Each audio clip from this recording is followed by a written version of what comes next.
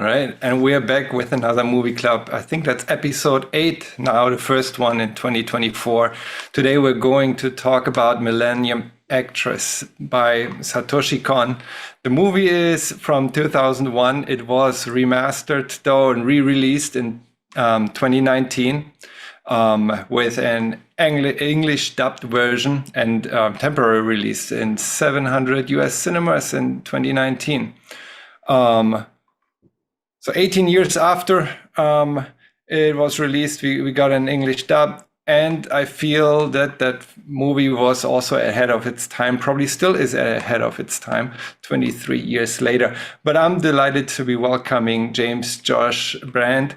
And I want to say thank you to joining. Again, you can find Josh on Webtoons with his book. Shouldn't have put that so far away. Bang, the Ballad of the Tiger. Or Scotty Odyssey.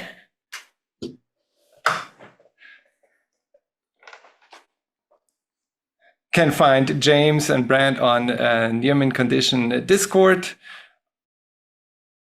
You can find James all over the internet. If you watch any streaming site, he is the master producer. I'm going to spread myself all over the internet. Vin would say that. If you find me in the internet, it's like a needle in a haystack, so good luck. Okay.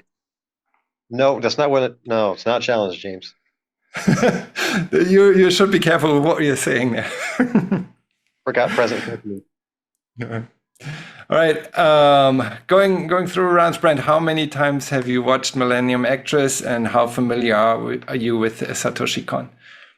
This is my first time watching this movie, but I'm not unfamiliar with his work, as I previously watched Perfect Blue and his segment of Memories from Magnet Rose from Memories anyway. Also, Tokyo Godfathers is up there as like one of the best animated movies I think I've ever seen. So, cool. James, you submitted this movie as you put it up for vote and it won. Yeah, I've seen it multiple times. I don't know that number. I've seen all his movies and TV shows at least once. Well, and Josh, you were super excited about this, so I assume you have watched it multiple times. Fun fact, first time seeing this one. Really? Yeah, Satoshi, because I've seen Paprika and Perfect Blue, and usually I start each holiday season off with Tokyo Godfathers. This has just been one of those blind spots, and before Torsten gets into why he didn't like this movie, how he wished it was more based off the game, how pop culture is rife with problems. Like I say, he's one of my favorite directors. It's a crime that we lost him to cancer, but man, this was such a fun movie. So anyway, Torsten, go on to why you didn't like this movie. No, I'm not saying that. I'm not putting that on any records. I was not familiar with Satoshi Kon. I don't know how. Maybe during that time, let's see, 2000. Well, and one 1995 when he had his when he was part of Memories with Magnetic Rose up until I think Paprika in 2006. That was, I mean, it's an 11-year time span, but yeah, I wasn't. Let's see. High school times, and I don't know. I wasn't watching anime back then, and even after. I mean, I'm not that familiar with anime in general, so that was a big blind spot. But I did manage over the past 10 or so days to watch almost all of his works. I watched First, I watched Millennium Actress. Again, about 1.5 years ago, I went to watch Perfect Blue. Then Memories, I watched all of Memories. Well, his part kind of stood out there. Tokyo Godfathers, Paprika. I read Opus. I couldn't put that down, so that was like a one day for me. Just I started in the morning and finished sometime in the afternoon. That was pretty cool. I've been wanting book club, and it's like, it's a one and done. Like, especially as a fan of comic books, I think you all would dig this. Yeah, And then I watched Paranoia Agent over the last few days. And then last night I watched Millennium Actress again a second time, because I feel if you watch it a second time, it like hits you differently, knowing the ending and like knowing the story. The first time I was just so blown away by the editing, by the story. The way the movie opened is just kind of the same way it ends too. Mm-hmm. Yeah, and you realize stuff the second time, that the start, how it ends, how it begins, which of course you don't know first time. I'm gonna let But Sam. did you read Akira? Not yet. No. He worked on that series. Oh, he did. All right. Hi, Sam. We're right at the Sam. beginning. Thorson Just was telling us why he hates this movie and he finds it bloated. don't listen to Josh. How is an hour and a half movie bloated? I don't know. It's Thorson. I'm just waiting for him to be like. I mean, his hot take with the thing was it should have been more like the PS2 game, which no one else said. This is the Oppenheimer of anime. That was a good movie, but it was too long. No, so spoilers, or not spoilers, but spoilers for my opinion about this movie. I think that was the best movie I've seen in a while, in years. I think it was also Satoshi Kon's best movie. I think this, for many reasons, I'm really heavy into symbolism and metaphorical storytelling, and I think this one hits hard. But yeah, Sam, have you watched this movie before? And how familiar are you with his work? I have really no clue about his work, and this is my first time ever watching it. You did watch it though, right? I did. I literally just came down the stairs from watching it. I will like it would be one of the rare times I'd be like, if you hadn't seen this, we need to kick him off now because I don't want to do it. No, Josh, you're never going to, win. You're never going to score a point. You're never going to beat it. You're always going. I'm never going to be the Josh. No, but I feel like I will say after seeing this movie, there's certain movies where it's like, I don't know, if you know the ending or whatever, you can still enjoy it. But Okay. I think with this one, experiencing it the first time through, not knowing the story was entertaining. But now I definitely want to rewatch it because it's like, okay, now I know what to keep out, like look on, what to like see. And it's one of those, it's like, I don't know if it would hit as much if you knew like that last line of the movie going in the first time. Right. And it's definitely one of those movies I could definitely see where you can really need to rewatch it to really absorb it entirely.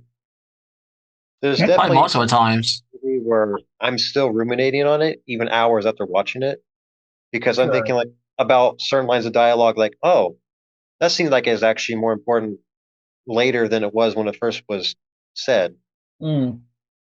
Yeah. I will honestly, I'm not sure what to really feel because I just don't get, her motivation throughout the entire movie, which is chasing the stranger she met once when she was a teenager. And then there was that last line where it's like, it was about the pursuit, and which just made me feel a bit even more confused. Like, what? If I could put it into an Aesop, Sure. it would be, it's about the journey, not the destination. I know, but it's like the journey is like she's trying to find this like mystery man that she's infatuated with. Well, it's also, you got to keep in mind, it's, because this movie's interesting because it was definitely like a love story to pre/post World War II cinema in Japan. Because they go into that, and it's because especially like, and I'm actually kind of curious with Torson's view on this growing up in Germany, because like I know with Japan, like World War II is a very sour point, especially with Japanese. They're very pride, like they have a lot of pride in their history and their culture. So it's like this one's kind of a mixed feeling, especially because like how it was the first time they were like on the world stage and like just how everything is handled. And you saw a little bit of this, but it's like a lot of civilians suffered during World War II, not only from the from the Japanese, but especially from the Americans. But I think the thing is, it's like this was this whole movie is not only a metaphor for like, when you first fall in love with someone, especially the idea of someone is always better than the actual person, because the actual person, they have flaws. It's like they get sick, they get older, but in her mind, the guy with the scarf never aged. He's always the same. Even she Sure. doesn't remember what he looks like anymore. Yeah. Right. You're hitting. I mean, you just hit like 4 or 5 points of this movie, like all in one. So it's going to take the next 2 hours to unravel all of that. But yeah, it's not. I mean, not only with regards to love, like you pursue something, and then if you build it up too much, like the expectations will never be met. But it's with everything. Any goals that you set and pursue for too long, the expectations are always higher than the actual achievement. That's matching the line that they put. Like, I don't like the full moon. I like the most important day is the day before the full moon, because there's always still the hope or the pursuit left. And that's like that's the main theme of the movie, right? The pursuit, building up that idea and having something you can chase, because what are you if you don't have anything to chase and go after? You have that in the negative side represented by other characters in this movie. But I feel this is like a lot to undig through all the characters there. So Josh, with regards to your question, the post-war era in Germany versus Japan, I mean, it's difficult because I feel like while prior to the war and going into the war, Germany and Japan kind of had the same kind of mentality. What changed for Japan, and like this is probably going to trigger some people, is that they could play the victim card, or like could be the victim after the war was over because of the bombs that were dropped. Which fair, they were the victims of that. And their entire World War II history now is built on the A-bombs. And the fallout that came out of that, you have that in literature, you have that everywhere. While in Germany, you didn't have that devastating, we had a devastating end, but a fair end, like it was widely accepted as, this had to happen. Well, it didn't take many years until after the war, or even months after the war, when everyone was like, okay, no, we're glad we're here. We're glad the war is over. We're glad the Nazis didn't win. We have to rebuild this country, but we do so in humility and in being just in quietness, being occupied also by the Allies, right? The country was divided by four international powers and kind of occupied for the next 40, 50 years. While in Japan, you kind of had just a devastating loss of so many lives of 2 cities, of areas that were vastly inhabitable after the bombs were dropped, that the focus completely shifted. I don't think many people had the time or the motivation to think about what actually happened during the war, and they focused more on the devastating outcome of the end. Add to that? I think what also affected, cultural attitudes, if we're just talking about how Germany versus Japan sees that past today, is the intervention of the U.S. and, wanting an ally in Japan, with all the Cold War type of issues. And what happened was allowing a lot of the people at the top who are, orchestrating a lot of these war crimes and, crimes of aggression to get away with it. And so that allowed for a lot more deniability.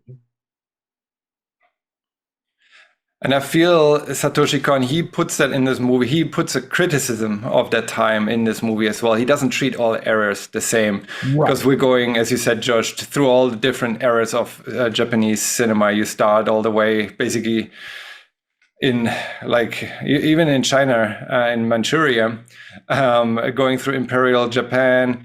You have samurai period, everything like up to like Industrial Revolution, upper class. You have the war. You're kind of skipping the war propaganda there. So they intentionally left out the war propaganda movies, but then the post-war era into kaiju era and then space age. So they're really touching on so many different which is the whole point of this movie, is to cover the 7 decades of the actress working in Japanese cinema, and touching on all of those things, taking from other movies, real live action movies, and kind of putting this in here. But what he does with the post-war Japan segment, and he treats that differently. He has different color tones. He has different symbolism in the background. I think this is also the time when she loses her key around that time. And then that's part of the video that pointed that out, Josh, that you shared. I can link to that as well here in the description. But with regards to the symbolism of the lotus and the crane, that now become absent during the post-war years. So you don't have any red tones in her outfit anymore, and there are no cranes around, there are no lotuses around, when in pretty much any other scene there are. Yeah. If I can respond, because you guys were talking about, the big theme of sort of the idealized vision you have of a person or an idea versus who they actually are, like in reality. And in all of stories and just, life, that idea is talked about in the context of a cautionary tale. Against this idea of over idealizing, of focusing on sort of an imaginary, version of a person, versus who they really are. Whereas the movie seems to sort of celebrate that. And that's why I felt like very confused, with who this character is and what they're and this movie is doing. Yeah. So a couple things, because Torsten mentioned something I want to mention, but first things first. If you want this is more for the audience. I don't know, all 5 of you. I haven't read the whole series yet, but Barefoot Gen talks about the actual bombing of Hiroshima, and it's like the first 2 books talk about it's very quick, and like the rest of the books, him growing up in post Japan. Those recommends I read.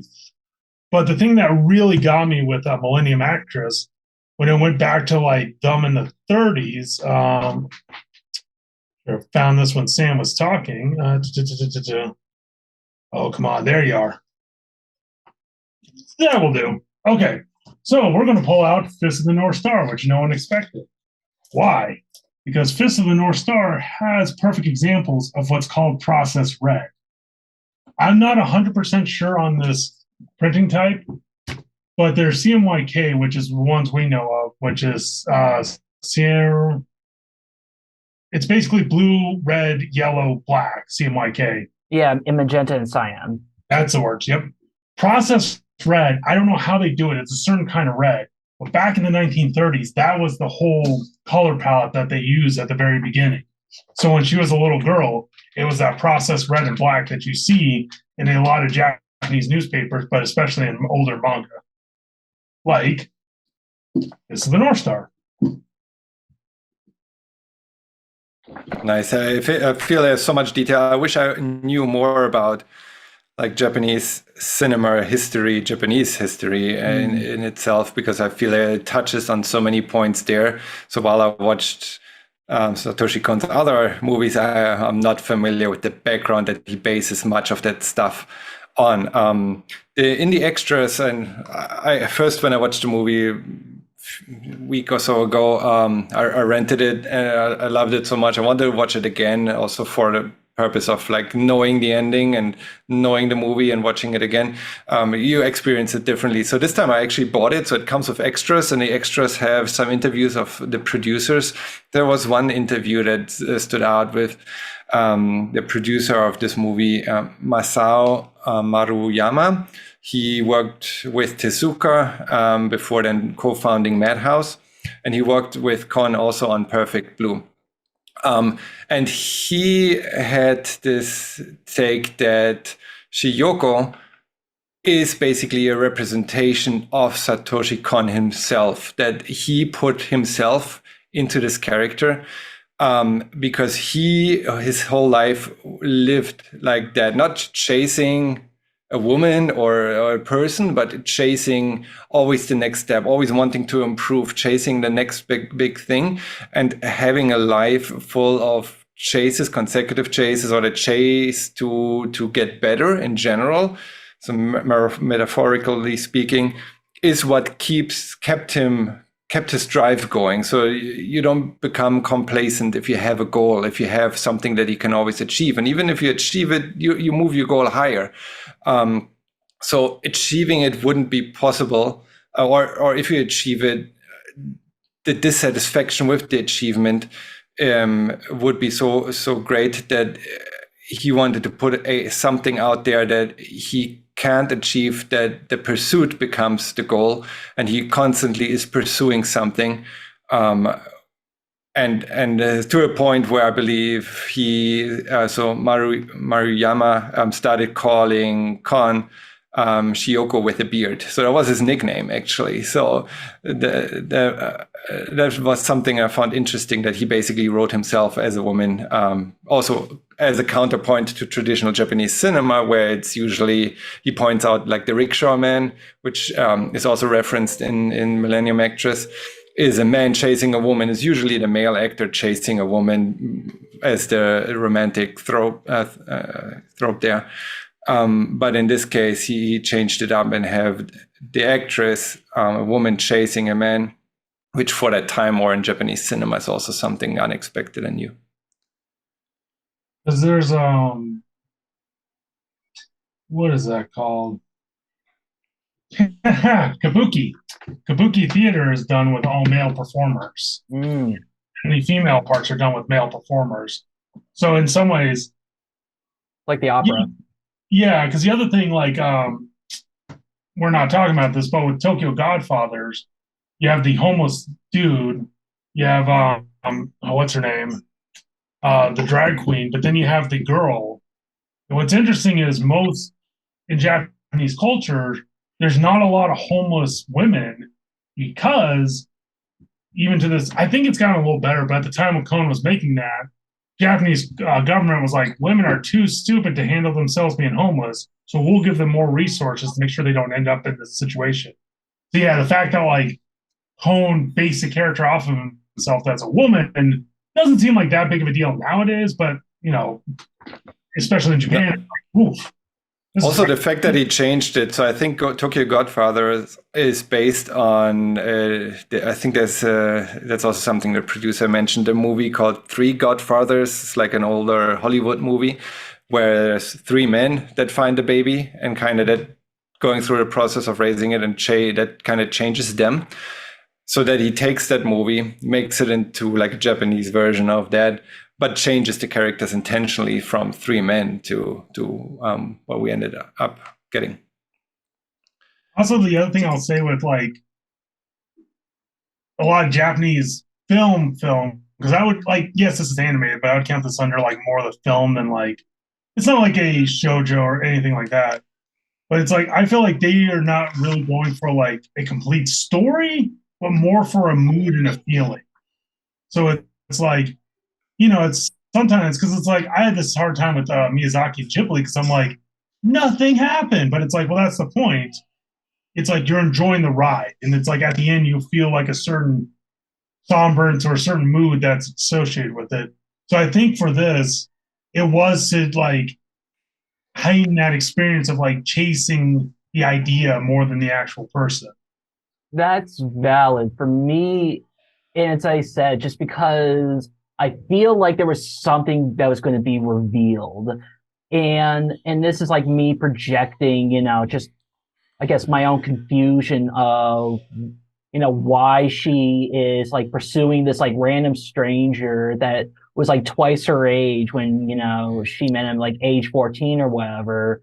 And so I'm like waiting for this like reveal. I don't know, maybe something about her, or I don't know, some self discovery, something like that. So for me, I was seeing the journey as sort of a build up to some kind of revelation, I guess message, statement, whatever, if that Her makes last sense. line to me felt like that was her realization. Mm. Like that was that was when she Yeah. realized that she was chasing the idea of love more than the person himself. Well, and also, Because Yeah, but it doesn't really treat it like what you would normally interpret that to be, which is pretty sad. It's like, as I said, she seems very content in the movie. Because I think she doesn't realize it in that moment. I think that she's known it all along. But for the audience, it's more like she's content with it because I mean she was. That's going to what does the key represent? Because only when she gets the key, she can continue her chase. And then that's why she's content. She has the key and she's basically like, well, I get to continue my chase now in the afterlife. He'll be waiting for me and I can continue this. And if I don't find him, it doesn't really matter because I'm enjoying this chase more than the actual. Okay, well, and yeah, I wish I could understand. It doesn't really make sense to me. when And she I'm not trying to loses dismiss it the movie. twice, sorry, when she loses it twice, I believe is the time when she loses it, she gets married to the director. She describes it as like a gaping hole in her heart that is just going to be unfulfilled until she gets the key back. Eventually, she finds it, but not through any means that like she was meant to find it. so I'm about to blow your all minds. Do you also realize what the dude in the key represents? Memories? Key to fulfillment. Freedom. Mm. Because keep in mind, before she met the dude, her mom wanted her to be a housewife, be a Right. typical Japanese wife. He's a radical, he's an artist, but he's also going against the government, which is going against tradition. When does she lose the key the first time? When she becomes a housewife, when she gets married. Mm. So it's Interesting. so it's like Well, you see, to me, it feels like she got married because she lost the key. I feel like I feel like with me, it was one of those things I thought about later, and it's one of those because I don't think the key is the important thing. I think it's just more he was the catalyst to get her out of what would have been her life, which is what her mom's life would have been, which was running that shop. And a good chance she might have died if she was still in that shop with the bombings during World War II. Right. Oh yeah, do you see the shop being destroyed? To me, the key was more like the physical representation, a physical reminder. Because she at some point says she forgot his face. She starts crying. It's like I forgot even how he looks like. And the key she doesn't forget, so she has a physical reminder all the time on her to not stop the chase, which otherwise she would have if she didn't have anything to hold on physically. Because the idea of it or his face disappeared. She can't remember certain things. Of him. So when she loses the key, that kind of goes away. The physical reminder goes away. She gives in to the idea of to kind of stagnate and just go with the next best option, which is marrying Otaki. And that goes on until she finds the key because she leaves Otaki when she rediscovers the key.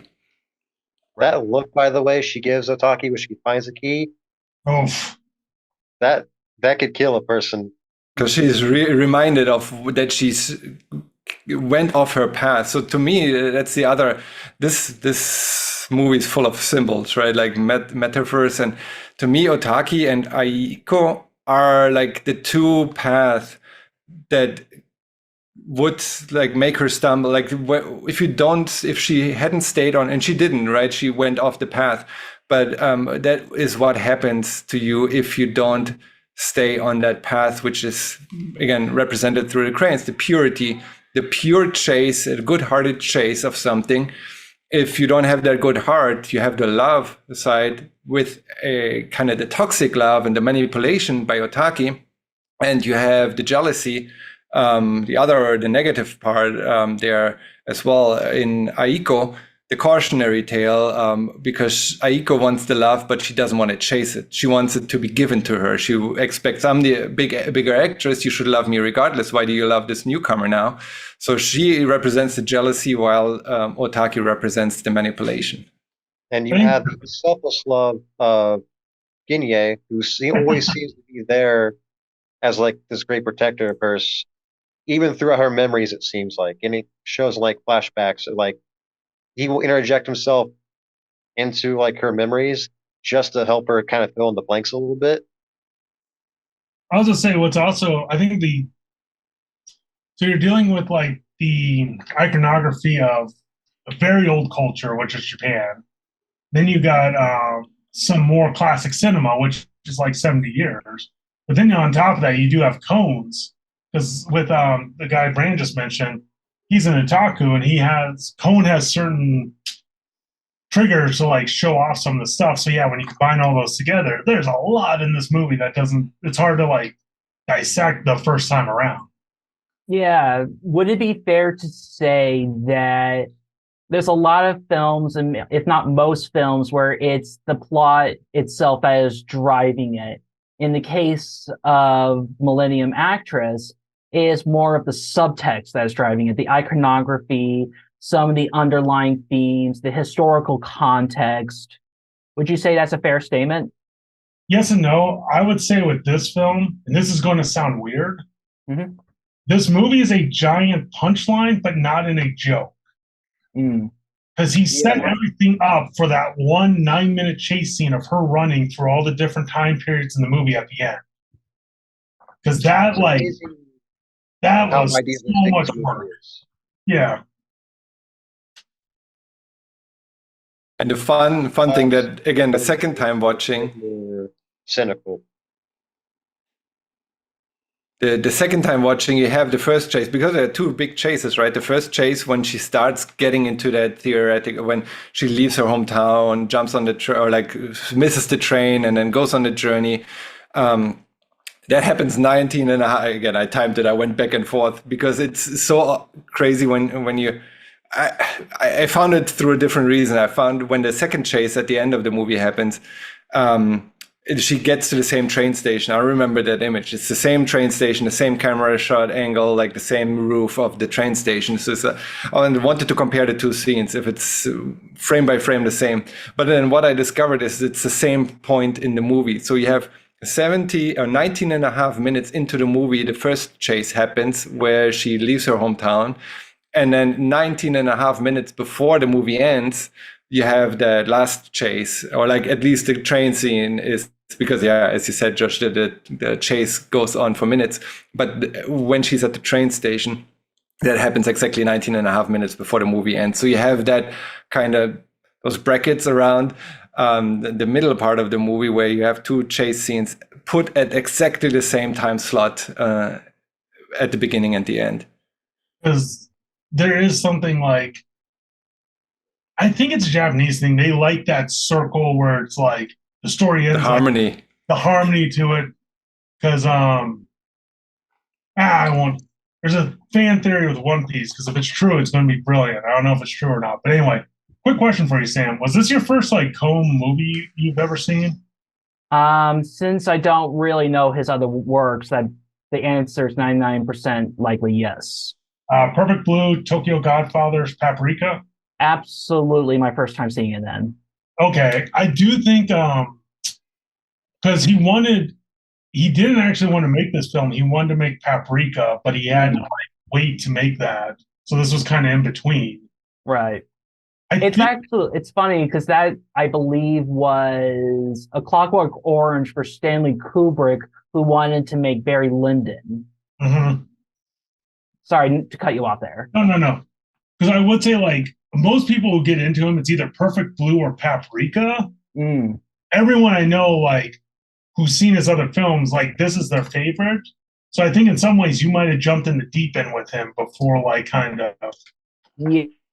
Yeah, and there are some directors where it's like you almost like have your starter film, your film for someone who is new. Just like you would have recommendations for someone getting into a given comic. And like, Tartakovsky is like the person I think of where people have suggestions like if you want to check out the Tartakovsky, you should watch this before this. Because I feel like, and I think yeah. Because like I said, I feel like, yeah, and it's taken me a while, but if you're going into a lot of Japanese, because even like the Japanese are kind of weird. Because like if you've ever watched Akira, that's like 1/3 of the story. Because the way Japanese work, it's like, oh, everyone who's seen this has read Akira, so we'll hit the major points, not do the whole story. So it's like there's a weird, I shouldn't say weird, but there is something where it's like you almost kind of have to be in a certain mindset. Right. I think like if you're a big anime fan, you kind of get used to it where you're like, okay, I know if I'm watching a film, I might not get like a whole like complete finish, nice wrapped up in a bow story, but I'll leave right. And I think that applies to a lot of directors as well. And just a lot of different types of films, and often could boil down to maybe having the kind of context that they're exploring this film through, as we were talking about Japanese cinema, as well as the socio-political time of Japan. And I forget what the other thing I was going to say, but yeah. There's an interesting metaphor I've seen floating around for this movie, and it seems to focus around the possibility of reincarnation. Okay, now I remember what I was going to say. The two dependencies are having the kind of context that the director or the filmmaker is working the film around, and B, is like even if it's really abstract for you, did you enjoy the ride? Like, did it not matter, for the ride it took you on? Like, did you know this movie had the same plot had the Titanic? Wait, the same plot as what? Titanic? Titanic. Not really. Well, you open the scene with a guy interviewing an old lady. He's not wrong. The hot diamond is the key. You end with the lady dying. Well, it's throughout also both movies have flashbacks to the past. Oh my gosh! But she never gets with the guy. Like she doesn't. Which you can even debate. That's one of my questions for later. Does the guy even exist? But yeah, did I really not miss out by not seeing Titanic? You've never seen Titanic? I mean, I want to say it reminded, when you say that, like in the movie, I actually was reminded only in one scene when she's dangling the key in the flashback, like she's dangling it when she sits in the house. The movie even had a Titanic in it. She was in the ship, remember? In the ocean? If it was it was a ship or was the Titanic? Based on Japanese I don't think it matters. Nobody. By that logic, this has something to do with Godzilla because there's a giant kaiju in the movie. Well, I get thought it's similar. Okay, I mean, again, this movie picks from different movies. So I mean, the kaiju in the movie had to be there. You can't have a movie about Japanese cinema without putting kaiju. Well, also, at least in 2 seconds. There's also the thing with kaiju people forget. Don't get me wrong, I like big monster takes down big buildings, fun times. But the original Godzilla was a metaphor for the atomic bombs because they were still under the embargo, so they couldn't be like, fucking Americans. Because it's like... They basically said it so many different ways throughout the years, too. Yeah. But I find it different that you say it's not an entry movie for his work, for Satoshi Kon's work, because again, this is my first movie of his that I watched, and then that movie Millennium Actress did make me want to watch all of his other movies, because like, holy crap, if this is what he's doing, like I gotta watch the other ones. And I watched Perfect Blue. I was like equally mindfucked by that movie. And I was like, oh my god, this is a great ride. Like if this continues, and then it kind of, to me, it was a little bit of a letdown. Maybe my expectations were too high after then watching Tokyo Godfathers, which is a great movie, but it's more streamlined.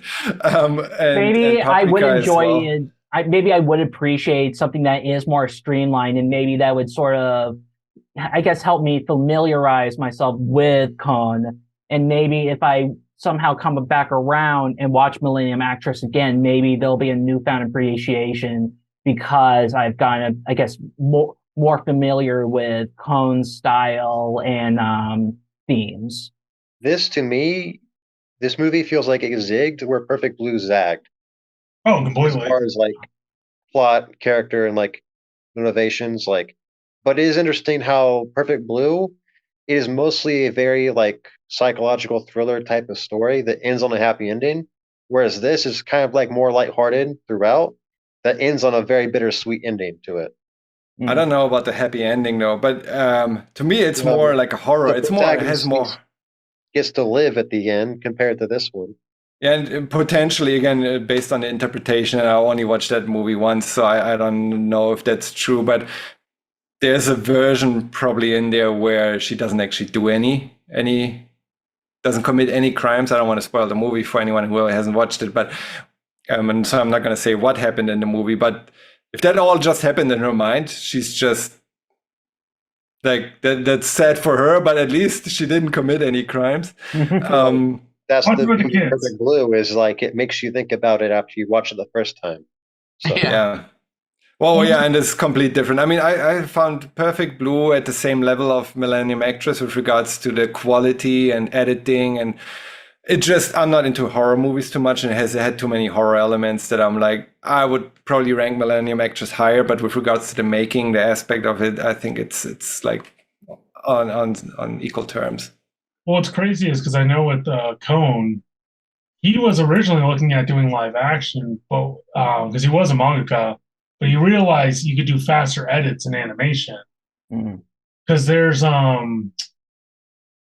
think it was there's a similar. I think it was Every Frame's a Perfect Painting talks about Kon, but they show like, because in this one, when the guy's when his assistant's bad talking him, then the other guy throws the bag at his face. There's that quick in shot of the bag coming towards him. That's literally like, I think like 2 frames, like something just ridiculously, probably like 6 frames. Whereas like in live action, it has to be at least like 2 seconds for the brain to register because it's such a complex object. Not only that, but like an actor can't put, I think that's where he puts a note in his pocket, in his back pocket or something. And an actor can't really do that fast. And yeah, I've watched the same. Yeah. You shared that on Discord, but just the motion of it itself, you can't do that in 10 frames. Like, also his edits on this movie, holy shit! The transitions, like, especially to do that in live action, that's a lot of work. To do that in animation is 10 times the amount of work. It's like, no one does that. And to make it not anymore. Like its coherence, and you can follow what's going on too. Mm-hmm. While also calling back stuff that happened like an hour ago and making it seem like it's fluid to the plot now. And then not only on top of that, different color schemes, because like when she's about to marry the dude, that's very much like the 50s, 60s pastel-y, like more color schemes. So it's like, it's even like the transition of print, like throughout the years between like black and white film processing. Oof. Yeah, just having multiple parallel storyline, or like not storylines, different parts, scenes of the movie running in parallel. And yeah, no, the editing is probably the best edited movie like I've ever seen. Like that editing is top notch, and it's again part of why he was ahead of its time. I believe he had another project in the making after Paprika he wanted to bring out. He actually referenced it in Paprika. Yeah. He was working on it when he died. There is a project, is still, I guess, called, I think in Paprika he called it Dreaming Children or something like that, and later it turned into Dreaming Machine. But it's a project that he had halfway done. I think half of the scenes were already animated. And they were trying to find another director who could animate the rest. So they only had to animate the remaining scenes. The script was already there. Everything is there. They put it together. But they abandoned it. They tried to do it for the next 4 years, and then for the last, I don't know, 10 years or so, it's become abandoned because they couldn't find a director at the level of Satoshi Kon that could like make this. Like they could realize this. They tried. They have half of the stuff animated. They can't find someone at his level, and especially now with the way Japanese animation goes, I don't think there will be anyone that will be able to ever realize that project. So I think they have abandoned terms of it being digital. I think Chinese labor and Chinese No. has kind of taken it over. No. Okay, Josh, you're more okay. You go. I just go off, but Yeah. So the problem, there's two big problems, and technically we're one of them. With anime exploding, there's more demand for it, but the problem is there's only so many people. Because one, you have the Japanese population in the decline, but there's a bigger demand for this stuff. So what they've been doing is they've been trying to make it cheaper as possible, but they've also been like pumping people up to roles that they're not ready for. Because it used to, like, to be a director, it's like, oh, I had to be a storyboard artist, I had to do all this stuff, kind of get your teeth, cut your teeth into it. Then you're actually ready to actually perform this. And it's like, it wasn't always perfect because studios underpaid people. Like, there's a lot of horror stories. But it's also because James brought up, he was one of the assistants on Akira.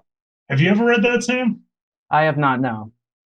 Wonderful manga. I recommend it. But it's definitely something I will check out.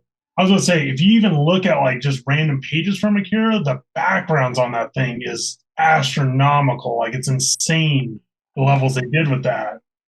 So it's like Cohen's always been at a high productivity, like high craftsmanship level. So when he started doing his own project, like films, he already had all those like those 10,000 hours. So the problem nowadays, animes don't want to fund it, especially like he came in right at the right time, because during the 90s there was a big buzz, or late 80s to 90s there was a big bust. And then the international market is starting to build up from there, boost up the anime market again, so there was more money to put into films. So it's like he came in at the right time too. So yeah, it's a mixture of things, but it is kind of weird too, because I do know they were doing in-betweens in Korea. I don't know where I think they're in Taiwan now. Because like in the 60s, we used to send our animation over to Japan. Then Japan started sending theirs over to Korea. I think now it's Taiwan. Everyone's sending them over to.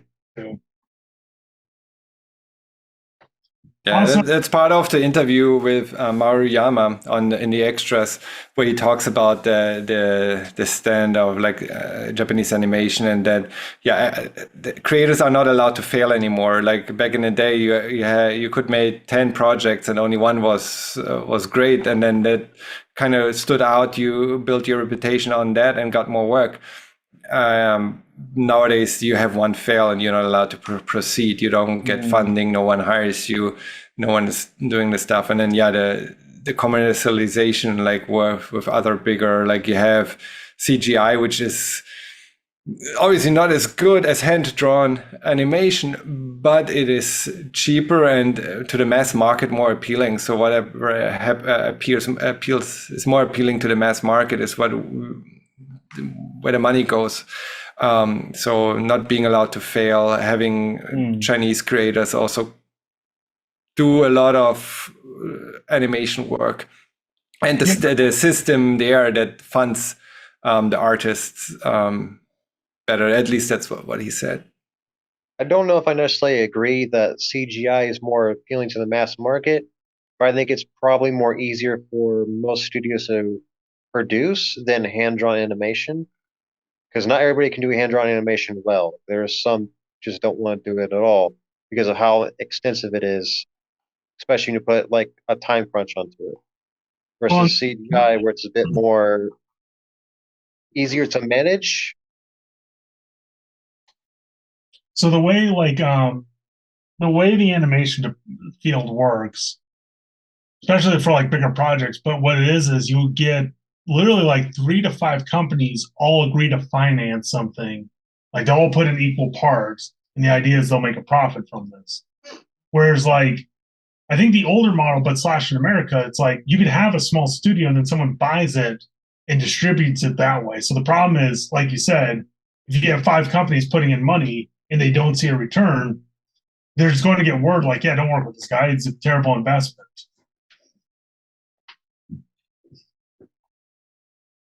And How do we?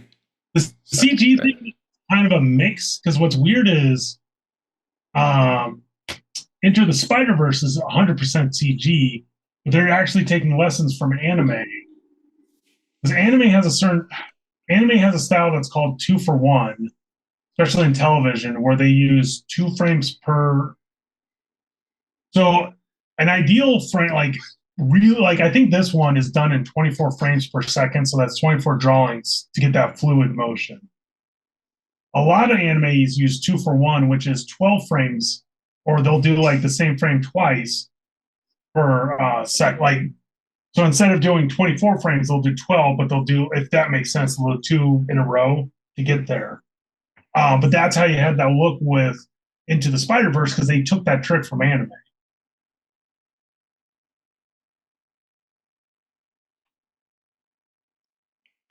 How do we bring this back to Millennium Actress? Animation. So you have different art styles. The opening scene. Let's talk about that. You get empty space, then you get Earth, and then you get the moon. Is that metaphorical for the moon chasing Earth, or is the lotus more a representation of the purity of the chase? Josh, I know you have some thoughts. I think the problem is sometimes it's easy to look for metaphors for everything. Now, granted, I didn't realize like the thing opening was like the same shape as a lotus, so there's definitely thoughts there. I don't know. I think it's just one of those like it's kind of weird because with the opening scene, especially the first time watching it, it's like I don't know what I'm supposed to be taking away from this. So it's like I almost kind of want to rewatch it to see like, oh, is this because especially I know like you have the actor who's playing in it, but then the second time around at the ending, the guy takes over for the actor. And the cameraman's there too. Yeah. And interesting detail about that is he's also going back and the documentary filmmaker. He's going back and like rewatching old movies, and that was the one he stopped on before he sets off to go interview the actress. And he's like quoting like the movie to himself and almost put himself into the same role even before that happens later. Like it's almost foreshadowing what's about to come is him inserting himself into basically like her movies. Yeah, he's a hardcore fan. He's basically so he's chasing Chiyoko, how Chiyoko chases the mystery man, right? Like he is the representation or the everyman's version of the bigger metaphorical chase. He does chase her, not in a romantic way, even though he tells her he loves her like on multiple occasions, I believe. But he chases her work or like is fascinated by it and seeks her out and like wants to be part of the movies and inserts himself into her life there. Wait, Torsten, do you know what an otaku is? Etako? It basically means loser. Well, yes and no, because technically that guy is an otaku. It's kind of weird. It depends on who you talk to, but it's easy to like a lot of Japanese look at like otaku as a very negative thing, but it's like a fan who's 100% like committed. That is their thing. Like technically, we're all considered otaku, like in Japanese culture, especially like having the collected editions, libraries, and stuff like that. Because in Japan, space is limited. But he's because in all of Kon's work, there's usually a kotaku But this is like the only one that he's like, yeah, this guy isn't 100% of a creep. Yeah, no, he puts him in a positive light. He doesn't get any bad rap. Like in anything he does, he's more portrayed positively. I know what you're talking about. The one creep in Perfect Blue, for example, or I don't know Tokyo Godfathers, but it's definitely stands out in Perfect Blue. Where here he puts him as he's not an idiot. Like it's maybe more the cameraman is the unknown clown in the background that's like confused by what's actually going on, while Genya is in the know. Like he knows the scenes, he knows what's happening in those scenes. He wants to help out. He's actually helpful. He finds the key for her. He assists her. So he's helping her in her chase. He doesn't want to sabotage her, but he's also not of that purity, perhaps. That she or his chase is not as pure as hers, but still purer than Aiko and Otaki. Does Yeah, end up it's- saving her life. It's like this too. weird meta levels. Sorry, Brent, go ahead. Does end up saving her life too, especially during what would end up being her last movie is the space one.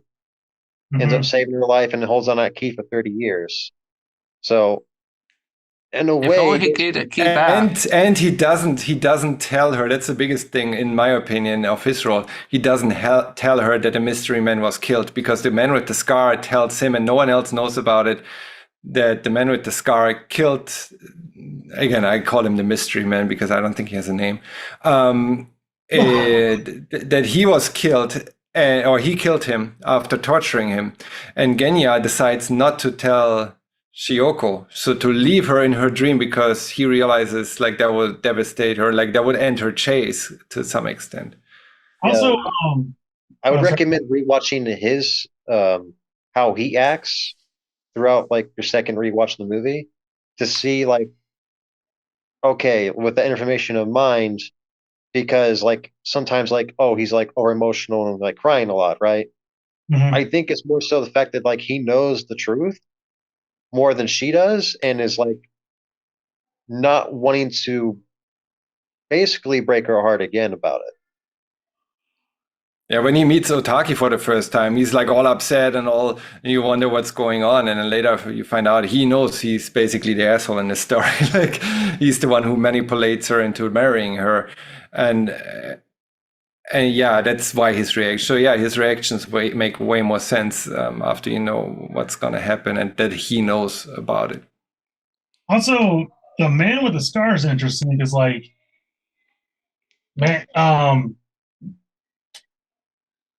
there's a documentary on Netflix, I believe. It's like it talks about the history of like the forming of the shogun. But what's it like? The more you learn about Japanese history, you quickly learn like they never really talk bad about the government in any shape, way, or form. But what's interesting is like with the man with the scar, because he's very much in a position of like authority. Like, no, you don't question him. But the last time you see him, he's a very pitiful, weak, broken man. And it's like that's clearly like a symbolism of the Japanese government between the beginning of World War II, especially because like I forget which side of the branch that government was called, but it was considered more the conservative, like because a lot of them like the bonsai rising sun flag is viewed the same as us with the the Civil War. Well, you talk the Confederate. Yeah, that's a word, the Confederate flag. Yeah, he stands for like the war crimes, and his apology kind of for the guilt of the entire generation there, right? And he's confronting Shioko, who then on her side stands for the resiliency of Japan after the war. And it's like, yeah, powerful scene. And question is, does she forgive her? Should she forgive? Does she forgive him? Should she forgive him? Is the apology enough to make up for what he or representing the government did? Is an apology by those actors back in the day enough for the Japanese people? I think because the other hard thing is he took away all of the possibilities. Because it's like maybe they would have had a great life, maybe they would have like hate each other after 2 dates. She'll never know. And it's like I think that's the other that's the other big thing because it's like, you know, you get the idea like her family never rebuilt the candy shop, even though it's been there for hundreds of years. So it's like, because in some ways, like all she kind of has is the chase from her childhood because everything else is gone, like burnt up in ash. Yeah, her And then father she's dies. also, going through her own self doubt, it seems too. Like when Mhm. she's seemingly like a teacher at that school, and the key gets brought up, she like breaks down in class, and anytime she happens to see like the old ghost, it's like bringing back like she sees it mostly in reflections, but it's like almost like a representation of like her own like doubts about this entire thing. Also, yeah, the ghost. Holy, how haven't we brought that up? Well, Oh yeah, that. So what does the ghost stand for? to me, it stood for, like I said, her own self doubts and about how she kind of sees the negative aspects of it, like eternally like chasing after this. Because there's this one part later in it where she kind of sees like old hag as like another version of herself and not like someone else completely different. Like even has like her beauty mark on the side of her face too. Because let's be honest, like, you know, you can argue the merits of it, but like to this day, even, you know, women are judged by their looks. And like the older one gets, especially way back in the days, like in the 50s and 60s, you know, you got to a certain point, it's like you're unmarried at 40. It's like, oh, what's wrong with her? It's broken property. So the idea of like, you know, this guy saw her at the height of her youth when she's young, full of life, and now seeing her like spent up and quote unquote used, you know, will he reject her because of that? That's a And fear. that's part of why she never goes back to the movie business after that and becomes recluse, is because she doesn't want to, if by the off chance he happens upon her again, which we know won't, but on the off chance that happens, she doesn't want the possibility that he won't recognize her even as like a older woman. Well, and let's, Like, I mean, because I was about to say, let's look at it this way. David Bowie aged very well, and David Bowie died. He was older, but still kind of youngish at like 65. Has anyone seen Clint Eastwood of late, especially in his last movie? Hmm. No, I seen Different Eye. He looks like hell. And it's like, the problem is, it's like, we all know that's what he looks like, especially, and I didn't bring up Dick Van Dyke because Dick Van Dyke isn't acting anymore, whereas Clint Eastwood's still acting. So it's the kind of thing, it's like, he will be judged from his last movie compared to his early movie. and then you have people like Paul Rudd who looks the exact same as he did in 1999, only slightly older. That's because Fountain Roof. Vampire. I feel the old witch or ghost, however you want to call it represents so many things, right? On one hand, as you said, like the old age, that when she mentions that she doesn't want him to see her as an old person, but then what she also says, like something to the record of like I love you more than anything, I hate you more than anything, something like that. And that goes to again the split between Otaki and what Aiko represent, like the good and the bad. Like I love you more and I hate you more. It's like if you get off your path, which is identified by purity, like her path is that of purity. If you go too much on the love side, like the obsession side and the jealousy side, then that's a representation of the bad in the witch. When she says, "I hate you more," the jealousy. When she says, I love you more than anything," or too much obsession there with the manipulation from Otaki, you have that representation there too. So you have the good and the bad, the witch kind of representing all of her fear, basically, and the key protecting her from her. Because I think she mostly appears when she loses her key. That's when the reflections come back. In the end, she realizes it's her with the mole, her beauty mark, and just her fear of not having a pure chase or pursuit, and her life being tarnished by any of the things, by jealousy, by manipulation, by old age. It's just her fear. I didn't get the reference with the 1,000-year tea, though. I guess maybe that's also something specific to Japan. I was going to say because that the quote unquote witch is based off of the Japanese love to have monsters that it's like, oh, if you die like wanting, dying longing for your man in battle, you turn into this kind of thing. If you die on missing a child, you turn into this kind of creature. Like they love that kind of stuff. A fate worse than death. Yeah. If you want to enjoy more of these creatures, I recommend Inuyasha and I can't think of the other one. Inuyasha for sure. Don't come to me. The Witcher does it as well. But so like I said, because that's a weird thing. There's a lot of it's kind of like we're so used to Grimm's fairy tales, like Little Red Riding Hood, the wolf. There's certain iconography we don't really have to explain because we understand it. So the problem is when you have such an isolated country like Japan, you don't know those. You're like, oh, random witch. Is it bad that I thought when that guy was going into like the full moon thing, is like he's gonna turn into a werewolf in like a day, isn't he? And that's what he came out. If not, a giant monkey. Not knowing anything about the movie, that was a possibility at that point. I cannot believe you dropped in Dragon Ball reference, James. James, what do you love most about this movie? Having picked it, what stands out to you the most? Okay, I wasn't waiting for that. I'll give you 5 more minutes while we talk about earthquakes. I think I enjoyed the animation the most. Mm-hmm. They were so simple but so detailed at the same time. And yeah, I want to see the 4K version. I saw there's a 4K version that was released that's not available for streaming. So but you're gonna buy it again? No, probably not because I saw the prices. If I watch this again, I'm not watching it through Plex because every 10 minutes I got like 8 ads, and I'm like, this is driving me nuts. Yeah. Ad blocker. I was about to say, not to go on too much of a tangent, I get like companies need to make money and stuff, but it is weird because at least with TV shows, there's a break for commercials. With movies, it feels like, oh, I'm starting to get into this. Let me tell you about diabetes. It's like, don't ruin the mood for me.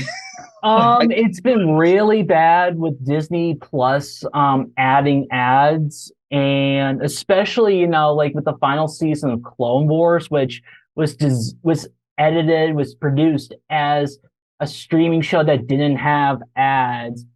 And like the ads with Disney Plus always just show up in the worst time, like smack dab in the middle of the scene, or like like a certain scene that is like really culminating. I haven't gotten any ads on Disney Plus, but I will say Plex, like a little bit of a small rant. I was trying to watch this through like Chromecast and all that stuff too, until I realized that like trying to do that would make the volume go max on my TV. So I'm like, yeah, I don't want to blow out my eardrums, so I'm going to watch it through my phone like horizontally for like an hour and a half. I'm like, I'm watching this probably not in the most ideal circumstances, but hopefully maybe I can pick up on the smaller details as I'm watching it. But it's like next time I'm watching this movie, I'm going to be watching it like on TV, probably the way it's supposed to be, not through my phone. You know what's kind of interesting with when I say this group, I mean like NMC and comic book fans, because it's like I know a bunch of people who always are like, I want stuff original colors. I don't like newer colors, right? But then with movies, we're like, oh, we want it in 4K, and it's like, well, that never was intended at that high of a right. Let's see, because it's I mean, if you watch it at the cinema. Oh, I was just gonna say, it reminds me of Batman Beyond. I forget. I'm not sure if they did it in 4K, but they did some kind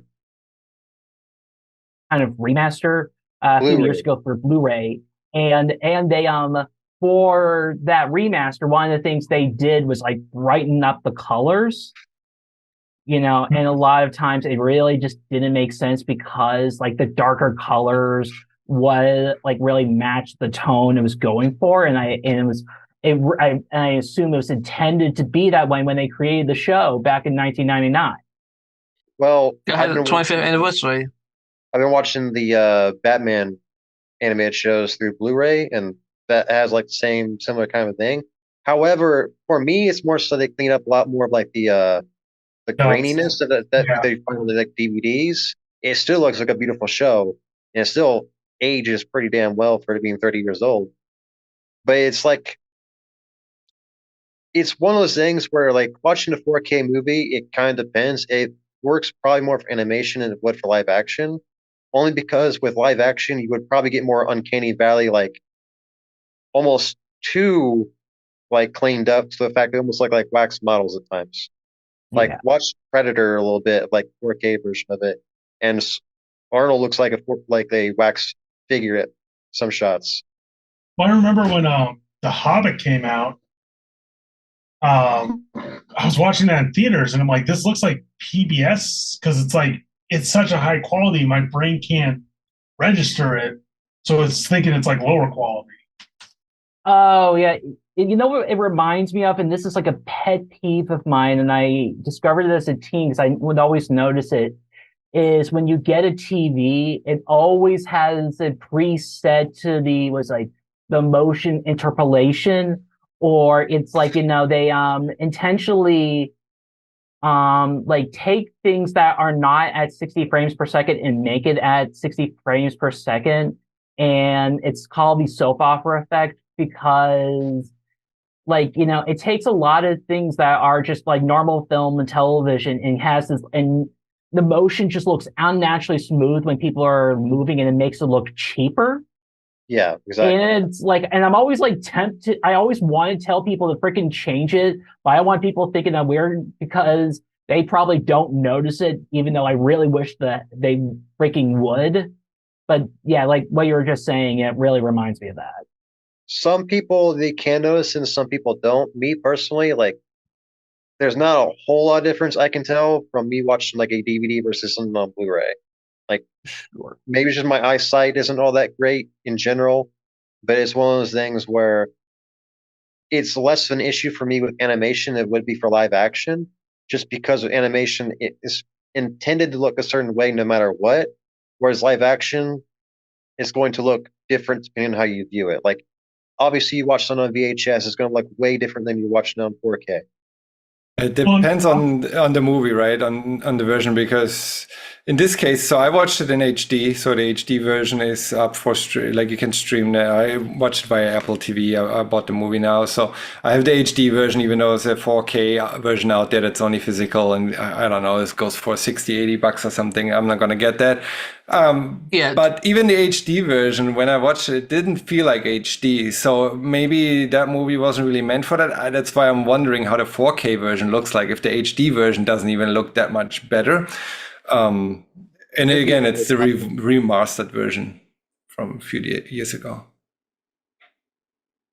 Also, if you sub to Torsten's channel and you want to get him a gift for his birthday month next month, Millennium Actress on 4K. To get a 4K player, so someone else can gift me that one.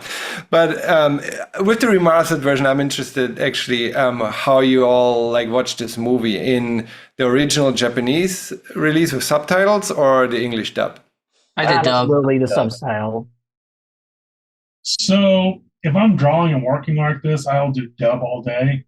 The thing I've noticed with Kon, I want to watch his films, especially for those edits.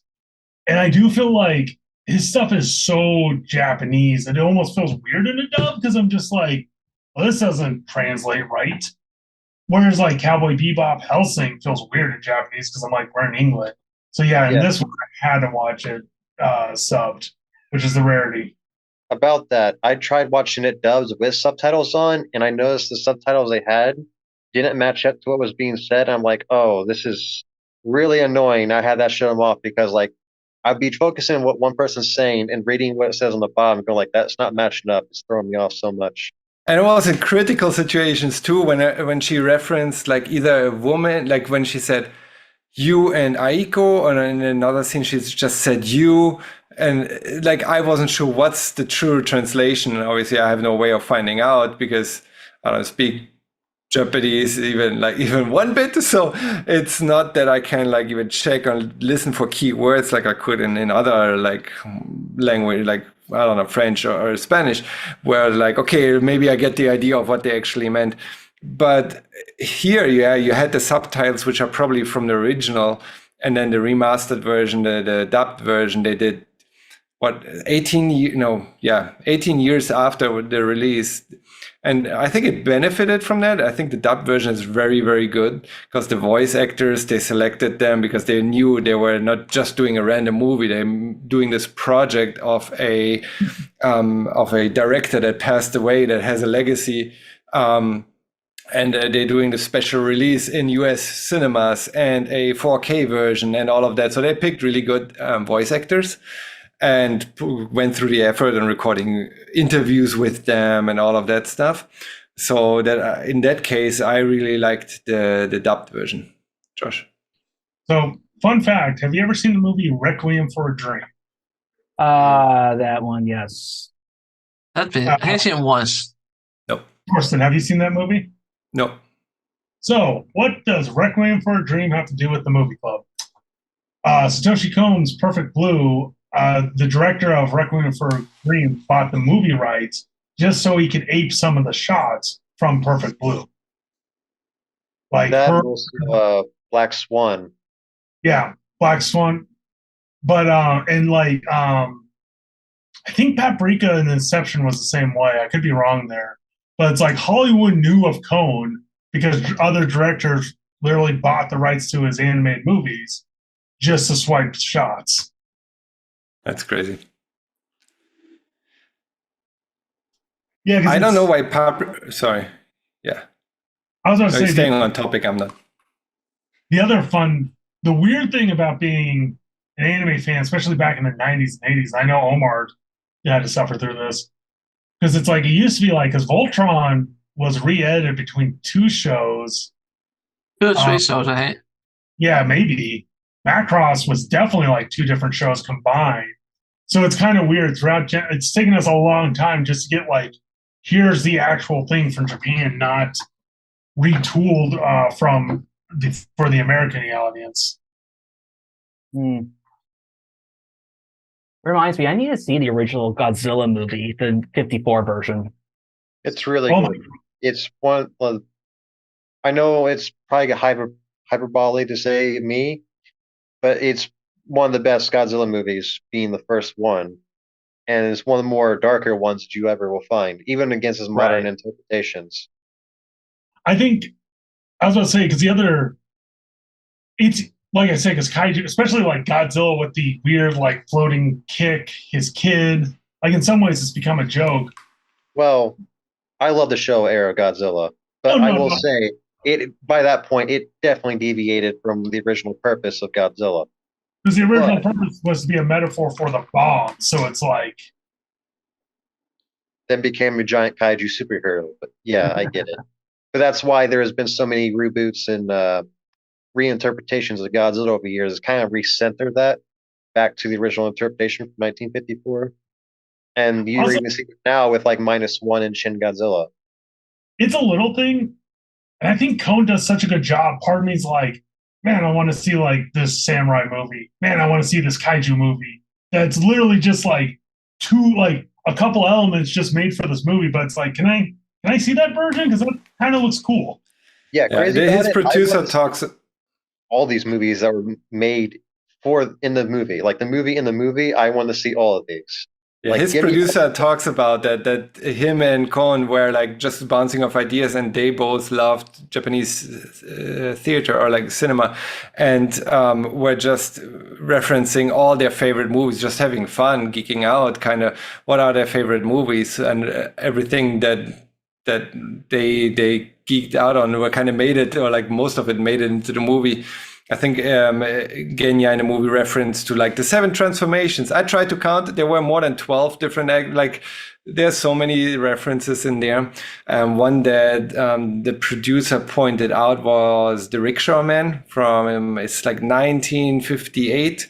I watched the trailer yesterday. I haven't like put the effort in this morning to watch the actual movie, but it's definitely a movie.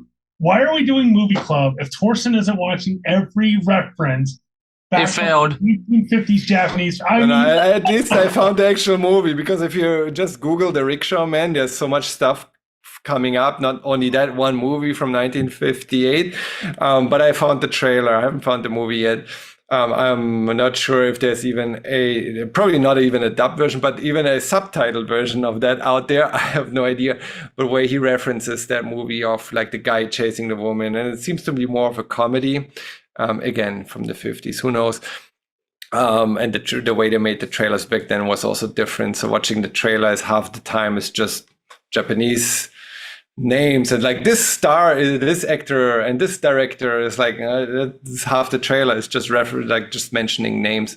But yeah, in the interview he mentions a few movies where I'm like, okay, I can actually find those somewhere and watch those. Whether they hold up or not, it's a different story. But yeah, they definitely put some thought and some emotion, or like some energy and motivation into picking the right themes and areas. It wasn't just a side note. It was like their passion, like Japanese cinema, their kind of their passion. I just want to point out for all the followers of Torsten here, he is questioning if Kurosawa holds up. Just to be clear, he is questioning Kurosawa. Let's just put that out in the internet. Again, I wish I knew more about Japanese cinema. So the answer to that, Torsten, is yes, it does hold up. I can watch Yojimbo all day. I need to watch that. I will say the only Kurosawa movie I have watched was Rashomon, especially because I just like the premise, but I did not enjoy it, which I know Josh is going to want to throw an acid in my face. He's going to want to get kicked out. No, I prefer Magnificent Seven over Seven Samurai. I'm more surprised you didn't say Seven Samurai, because that's the one everyone sees. Right. That one I have to kind of mentally be in the zone for, just because it's a 3-hour film, or else I'm going to have to like kind of block it out, because I just not sure if I could do like a 3-hour sitting. Intermission definitely would work with that. Yeah. Also, because Ramosh, whatever the film you mentioned, it's it's a retelling of King Lear. That's actually a good play. Yeah, I just found Rashomon to be really dry. But fun fact, that was actually referenced in Millennium Actress. Because when Rashomon, because when she's on the horse and all the arrows, that's homage. Sometimes I couldn't keep track of where one movie reference started and it ended. They do make a joke about that, because the cameraman sees yin yang middle costume and goes like, what era are we in? Yeah. No, that cut was clear where she becomes the geisha. They even say like Tokyo in 1850s, and he has still the old costume on from the before. No, but the two scenes before where they're in Imperial Japan, the attack on the castle tower, where basically the second scene, the second movie reference there, from where they go from the train in Manchuria and the bandit attack right into the castle attack. And then the next scene is where the sword fight in the forest, which, holy crap, that camera angle, like that's even difficult to do in live action. And the way of moving handheld camera angle during that fight scene was just perfection. But was that the same era? Because she had a different costume on, but Genya I think was still in the same costume. And so that switch was weird to me. Like, was it two different references, or there was some where the outfits look similar, but they're slightly different?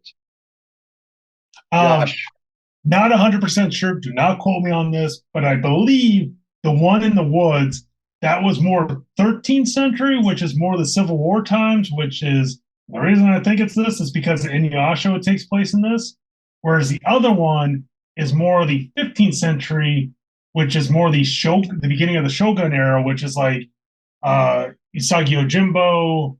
A lot of stuff takes place in that. That's like a lot of big Japanese. Because I think Seven Samurais is around there. because then the next big one is the Meiji era, which is Where like she's the geisha. yeah, because that's where Rurouni Kenshin, Blade of the Immortal, stuff like that takes place around there.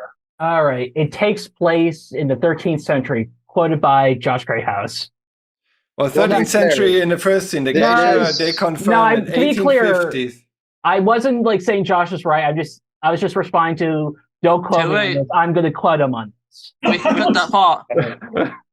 I was excited because I thought Sam was like, I looked it up. Josh is right. I'm like, I know, and that's why I had to correct myself. I'm sorry. I mean, what I is could the have told next- you that for free. And the title, again, the fact it's called Millennium Actress. It's going over 1,000 years of Japanese history. Probably take a guess which 1,000 years that was taking place during. I mean, from there they jump into the 1850s, and then from there they jump into the samurai area where the Prison Break, and then where they reference Ronins a lot. So that's after 1850. I have no idea. no, Like, because okay, so it the goes way back in time again. So there's no timeline, right? This is not like Japan from beginning to end. They're just going from they're- 1800s, 1300s, 1400s, No, it's not like linear, jump back and because- forth. no, Yeah. This movie is like a propaganda piece, basically, for like them during the war. I was going to say there's a But that comes timeline. later. No, there's a timeline. It's not It's not world history. It's Japanese cinema. Because then it's like Gotcha. So in the 1940s, they made more like a samurai movie, or like random, right? Like not actually example, because I have no idea. But like in the 40s, they made samurai movies. Then in the 50s, they made more like the geisha ones, or 1850s. Then the imperial movies in the after, obviously post-war was probably And then 'cause you have probably not Well, directly after the war, but probably in the 50s then. you got 60s and sci-fi, 70s. kaiju, like 60s. towards the Yeah. end of her career. Yeah.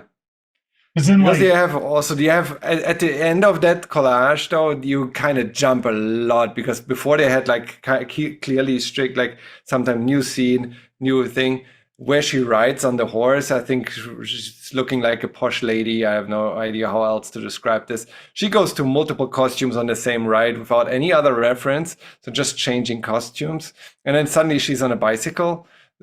So it's just the cuts get faster towards the end, which I guess is just the way of editing and speeding up the story, so she could then head into the scenes where she loses the key and kind of the low part of the. I know like her on the horse was Kurosawa, which is like 1950s. So I think it's like the problem is it's based off of very famous Japanese directors. I'm not Japanese, so I don't know who these, because like if it was made nowadays by an American, it's like, oh, that's Steven Spielberg, that's Kubert, that's Lucas, that's you could tell like the style of the movie because it's so well known. Oh yeah, no, and they made a reference. I actually put that in my notes here. Like the rickshaw man was referenced at that, like the woman on the horse, like where she's the lady. The second costume change, I think they made a reference. I don't know how, like if she's holding on a rickshaw, or the guy is just acting like funny, as in the parts of the movie that I've seen in the trailer. But that's the reference to the rickshaw man that the producer also referenced in the interview. So I could at least identify this part as being a reference to that one movie. But that's all I got. So And I guess, sorry, go ahead. I was gonna say, because it sounds like Torsten became a Cone fan. Sounds like Sam, Oh yeah. Sam was on the fence, like he doesn't regret. There's things I like about it. Sorry. Yeah, but it's like you don't regret your time spent, but you're not like Yeah, I was not as satisfied as I wish I was. And that's not to say the film was bad, but I think I definitely would want to check out some of his other films and see, and maybe I would benefit from something that is a bit more straightforward. And I don't know how what was it, Blue Girl compares. Perfect Perfect Blue. Blue. But if you want something that's a bit straightforward, there's a 45-minute short film he did for the movie Memories. It's a segment called Magnetic Rose he did. That would be right up your alley. It's very, very like to the point, basically. Gotcha. Have you also To be clear, it wasn't simply that it was abstract, but it was abstract, with, as I said, like the entire, plot of the movie is driven by her chasing some stranger she met once and being, madly in love with him. Well, no, Are the you problem- usually do you like love stories generally, or is that like a genre it you're like, depends. yeah? I mean, like, I'm not like, I don't have, I'm not into love stories, but like, I think, they come in all different shapes and sizes, It's, Yeah. Sam, correct me if I'm wrong here, because what I feel like, you sat down, you're like, man, I'm really excited about the sandwich. I've heard great things about the sandwich. Then when all of a sudden it's like, here's the bread, here's the meat, like this deconstruction, you're like, well, no, I want a sandwich. I want a clear. It's probably You more actually Tokyo feel like- Godfathers. But isn't kind of wait for a sandwich? and there's aspects of the film I like. I like, Yeah. There is a sincerity with this actress. I like, exploring her life. Like exploring her life through, the films she was in. I like the different characters. There's like a lot of emotional sincerity to it. As I said, my issue is, I guess, the motivation, the whole driving force and everything. If that makes sense. I found like sorry, Brent, go ahead. It makes sense, but there's also something that I think a rewatch would also be a bit beneficial, just in case you might be able to pick up more on the smaller details that could easily be missed on the first watch. Yeah, And You're less distracted by the editing. Yeah, sure. and for me, this is my first time watching it. And sorry to interrupt.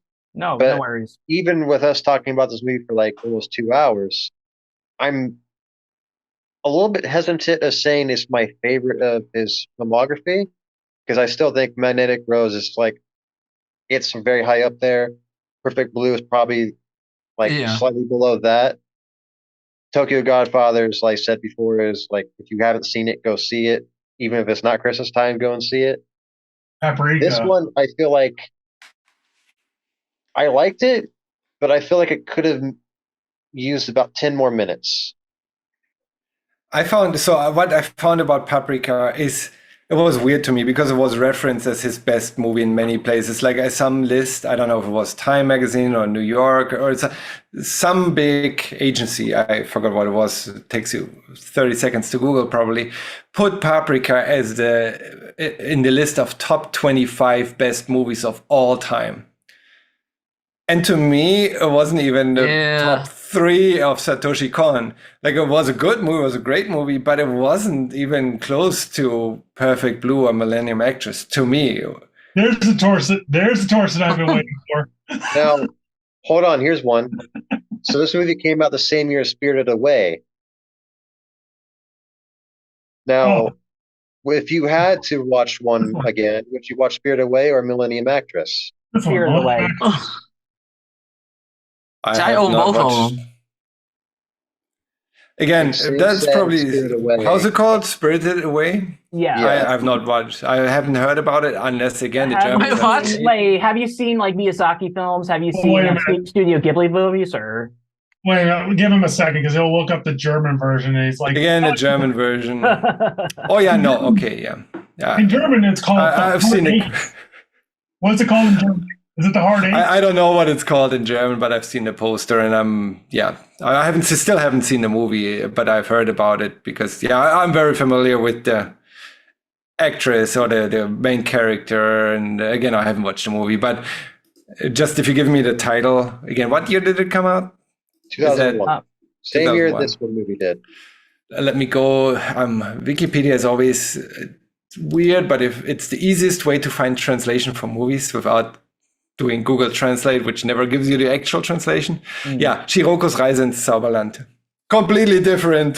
It's like Chiroko's journey into the miracle land or the bewitched land. Again, the German translations are sometimes off, sometimes not. But in that case, I haven't watched the movie though, but yeah. Anyway, I You know don't what I know love which one I prefer those two either, because I really like Spirit of the Way, but I wouldn't say it's my favorite like Studio Ghibli movie. What I love about the German title, though, this feels like such a bureaucratic and like, how do we describe movie in simplest terms? she's journeying into some fantasy world. Wasn't it like Die Hard was translated into Die Slowly, and it's like, Yeah. I was gonna Which say, is the closest, like you can't, because die like hard in German is also hard, but it has the same meaning, but it's wait a minute, what's not the same meaning. Like the I don't know. Again, don't want to go back to that discussion. What's the German title for Millennium Actress? Because I'm really hoping it's Woman Lose Key. And I have a feeling it never got a German release. So in that's usually the best case, which means if it comes out as a classic later, it'll not get renamed. hey, But let me Josh, check. It was called Millennium Actress. So I could probably tell you what the Same U.S. title, what the U.S. version of this movie was called. Hmm. Bicentennial Man with Robin Williams. Oof. I'm not gonna lie, I don't want to go down this whole rabbit hole. I'm not a big fan of Spirited Away, and I think it's a little bit overhyped. See, That's valid. I would probably watch Millennium Actress again before I would watch Spirited Away, which sounds like blasphemy to some people.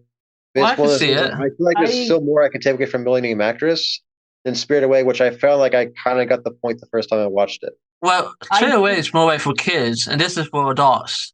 I But think you can still watch Spirited Away and enjoy it as like an adult Yes. or a kid. I So- have, I have all the movies. I think with Spirit of the Way, it's much more driven by the visuals and the spectacle of it all versus there's more substance with the Millennium Actress.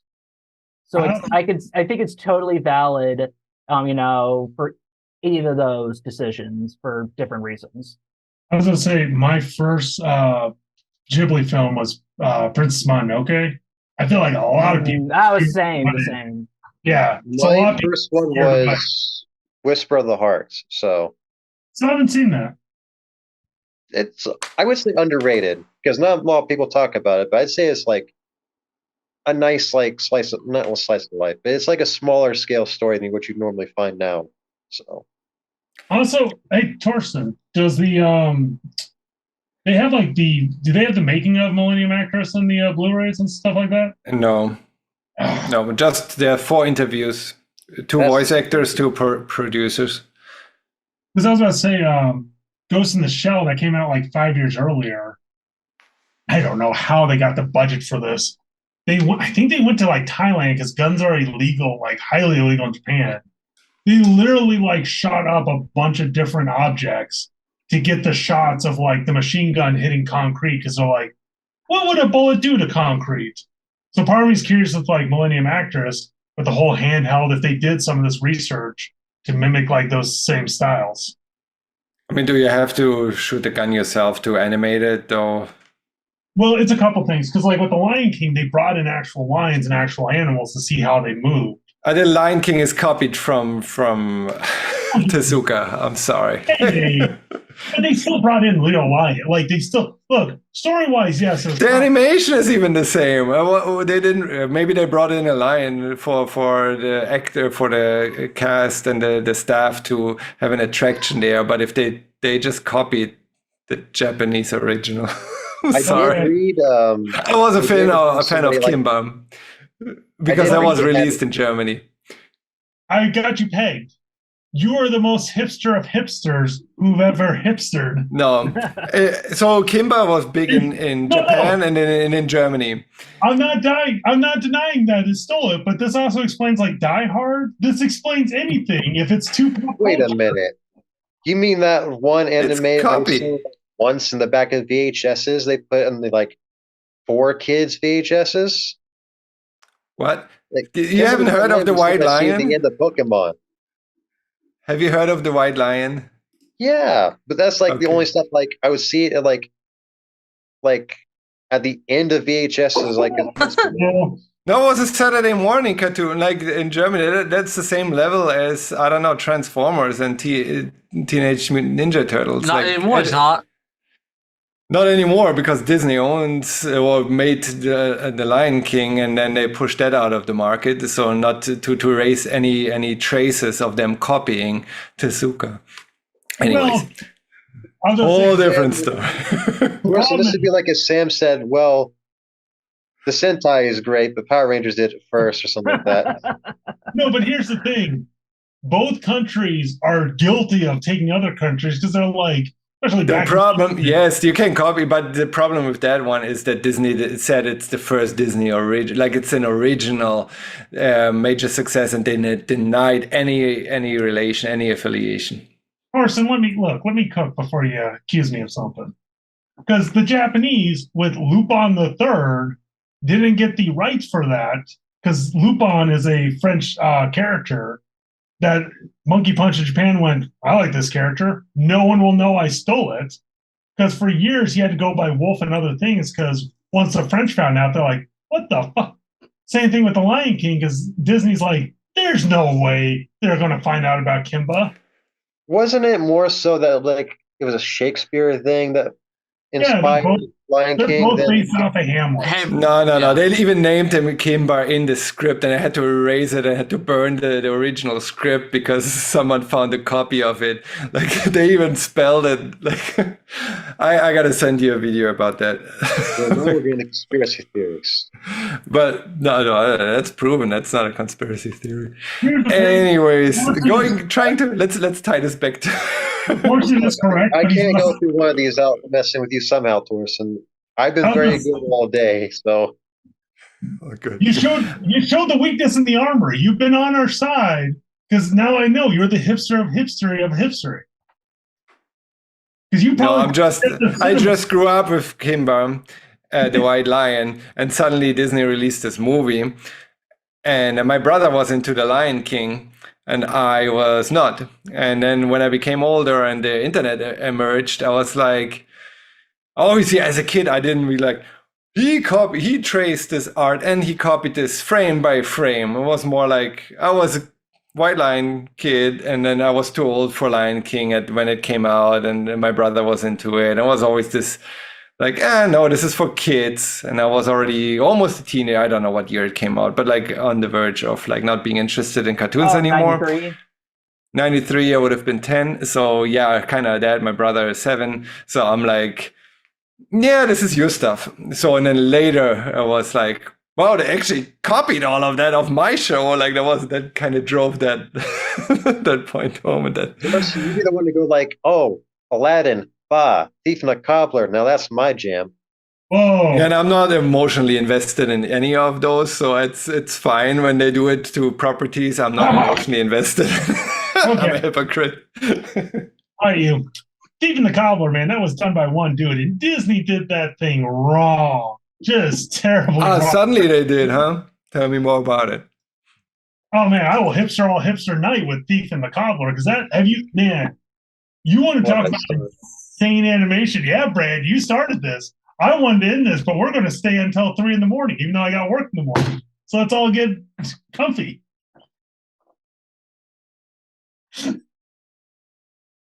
I'm good with that. Oh, My bottle's full. Has anyone ever seen Thief and the Cobbler? I don't think I so. know because Let I me find the figured German title.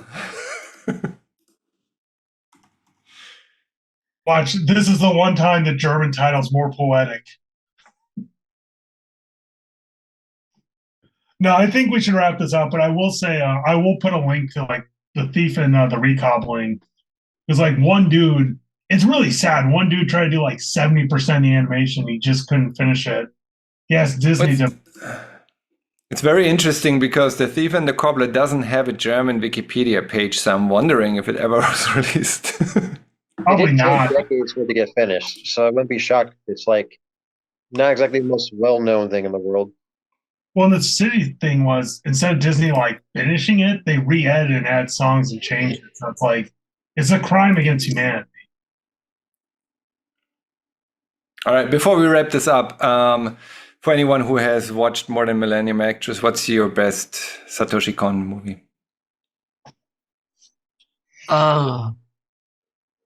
We doing clockwise or? Yeah, James. I don't know. I think maybe Perfect Blue. Perfect Blue. Yeah. Josh. My problem is it's been a while since I've seen a lot of his films, but in some ways, like I don't know, I end up watching Tokyo Godfathers every year. But I think this one, especially, I guess it depends on what it is. Editing wise, like the craftsmanship, it might be this movie. Brent. See, I would probably put this to the same level as I do Perfect Blue, where I think both are really good, but different ways, and like basically like parallels of each other in that aspect. But I'd say like my favorite of his film work that I've seen is Magnetic Rose. Just something about that like speaks to me with its runtime and how effective it is with that runtime, because nothing feels like it's wasted animation or wasted space with how it's shot, told, presented. I feel like that's well worth anybody's time, especially with it being under an hour. And then Sam, you have only watched Millennium Actress, right? To me, yeah, Millennium Actress absolutely like to me stands out. This moved up to like my maybe top 5 movies of all time. Like this is See? thank you for introducing me. Thank you. Allow me to move more often. Thank you. Yeah. I won't lie, Torsten, because when you're like, I don't know if I'm going to go into the filmography in this, part of me is like, yeah, we'll see. Yeah, but I think because you recommended Tokyo Godfathers, I think for the December movie club, and I was like, okay, I think no one voted for it other than you, but again, you voted on every movie. And you were like, I want you to go down this rabbit hole. And I was like, yeah, we'll see. And then Brand made a comment. It's like, how about this crazy idea of we just watched this movie we want to talk about, and no one needs to do any extracurricular research. And then after watching Millennium Actress, I was like, I want to see the other stuff. So, but Perfect Blue, so both Perfect Blue and Millennium Actress, I could probably watch another, and will probably watch another few times, But 3, not with 4, your 5 kids. times. Millennium Actress, it wasn't too bad. Like that's something No, I paid attention to. Oh yeah, Perfect Blue. No, crap. The Millennium Actress. The second time I watched it, I was actually, if I wanted to introduce this to my kids, could I? And I think I could. Like I didn't. Nothing stood out to me. Definitely not Perfect Blue. Definitely not Paprika or Paranoia Agent. But those are also not. I don't think I'll watch Paprika again. Tokyo Godfathers, I could probably watch another time and see how it goes if I want to watch more of it, but it has a more streamlined story that it doesn't, I don't know if I will find out more things the second time around than the first. I don't know, you tell me, Josh, but I think people should read Opus. Like, that's a crazy good manga. That's almost, 30 years old? Yeah. And it's a shame he couldn't finish it. Like I was really interested in those last few chapters, but I think he wrapped it up the best way he could, given that the publishing company went bankrupt and he wanted to finish it. So he did this extra chapter of trying to wrap it up. I think it's a great ending still. I hate to say, because it's on Hoopla. I hate to say it though. I don't know if an ending would have been better than what we got, because in some ways, like, yeah. He did the ending he had to do and he could do. And I kind of liked it from, I don't want to spoil it, but I don't want to spoil it and I won't. The solution he came up with added another layer. So, yeah. Also, I'm going to more hipstering than hipster ever hipstered. I'm going to change my favorite film of Satoshi Kon's to Ohio. That wasn't that's not a so, but he wasn't the director on that one. So What does my state have to do with this? where do I find that? I will find it. It's a film he did. It's like a short or No, it's a short film. 2008. Interesting. Josh, what does my state have to do with this? Your state is also how they say hi in Japan in Japanese, or good morning in Japanese. Yeah, I know it's the joke. Yep. But yeah, because because Brandon, you haven't read a lot of manga. Yeah, like it's just more so like how my mind is I'm so used to reading comics that reading manga feels like I'm reading it backwards every single time I try. Like I'm reading the panels in the wrong order, and it throws me off every single time. I will say this: like, if I haven't read manga in a while, it takes me a second. But especially if you've read John Buscema, and I love him, but if you've read his layouts, manga makes a lot more sense than John Buscema. No, that's just fighting words. Okay, Ohio is a 1 minute short film. That's his best work, really. A 1 minute. I mean, that minute's gotta kill. Maybe I'm doing that for the memes. Maybe I can watch that live. We can insert that here, but I'll do that later. Just saying, I will hipster the hipstering of the hipster of the hipsing. Yeah, you just wanted to mention something we haven't talked about. That's fair. I appreciate every rabbit hole you guys sent me down. I can find some. Also, you said you watched Memories, right, Orson? I watched all of Memories. I was a little bit torn. I wasn't. It was a third. So I watched Millennium Actress, then Perfect Blue, and then Memories. So following those two bangers, I was a bit let down by Memories. Also Magnetic Rose a little bit because it was interesting. It was an interesting concept, probably also for at its time. I didn't get the metaphorical aspect of it too much. A little bit. I mean, I can see where he was trying to go with it. That being his first movie, though, yeah, you can see the shortcomings.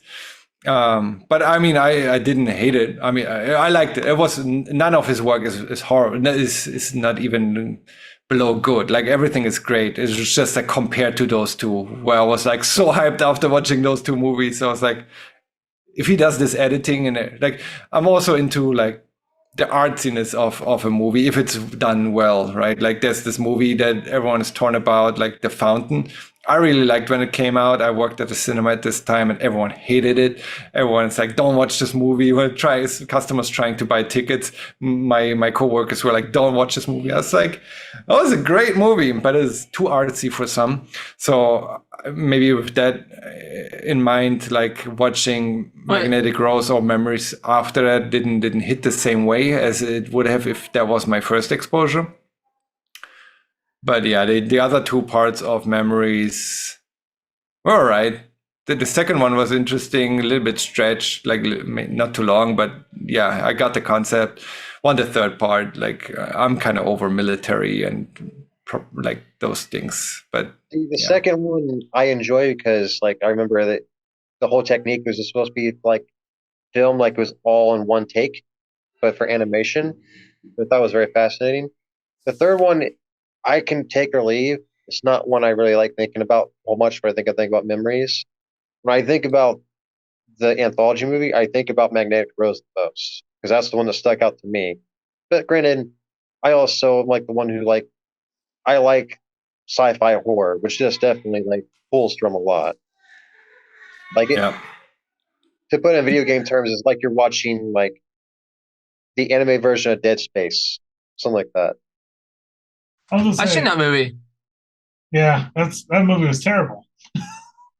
I think I have it. I'm not surprised by that. I will say this: I think we've been hitting a lot of bangers. I suggest we take like a little bit of a mental break and we watch Jingle All the Way next time. Well, that's that's all. February is Sam and me suggesting a couple of movies each. Again, we should probably follow the same format of a couple of movies each. I have a list of like 6, 7, but I'm not going to do that. Trust me. Let me see if I can find it. I've been like brainstorming, and I am going to narrow it down to Jingle All the Way. But we can do it. We can vote for 4 One Piece movies and have him fall down that rabbit hole. And okay, James, that's I'm Josh's only a little bit salty.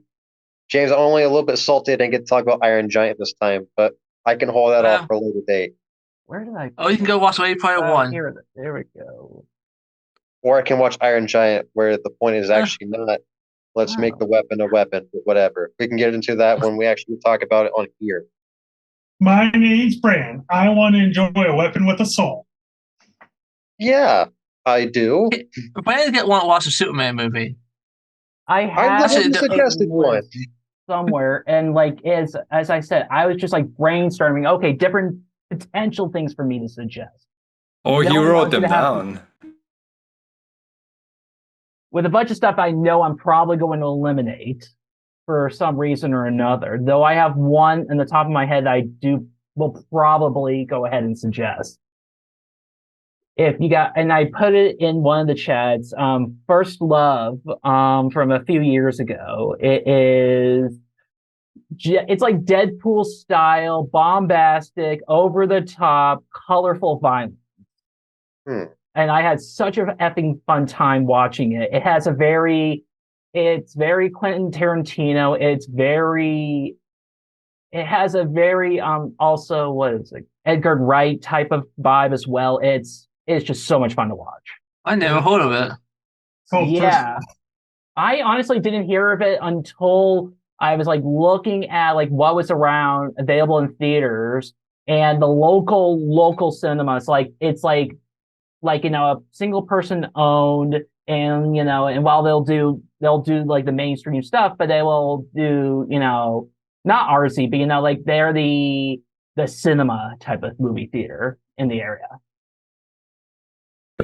I hate to I don't want to interrupt. We'll talk about all of that in a second. I just want to stop the recording so we can talk about all of that, so I don't have to put in another segment of like the next half an hour fast forwarded. Before we go though, yeah, anything?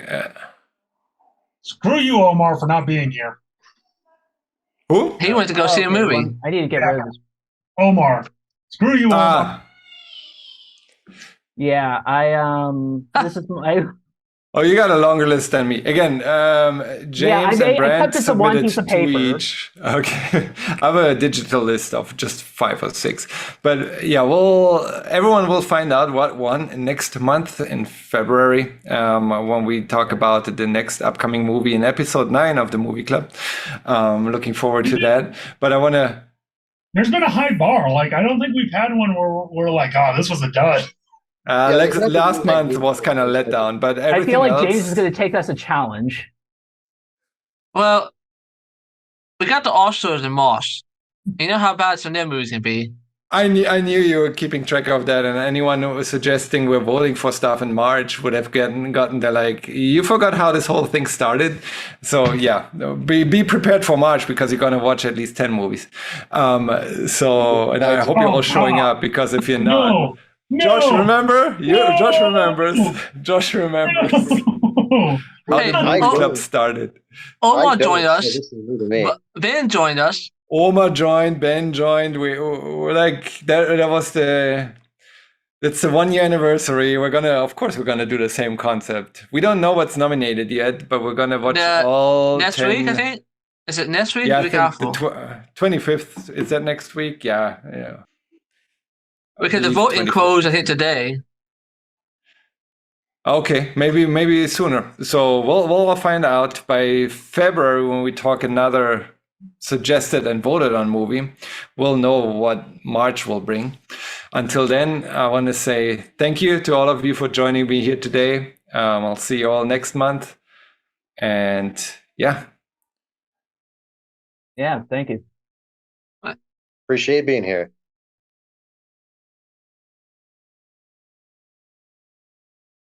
What's your take on Millennium Actress? We'll be talking about it in the next week. That movie,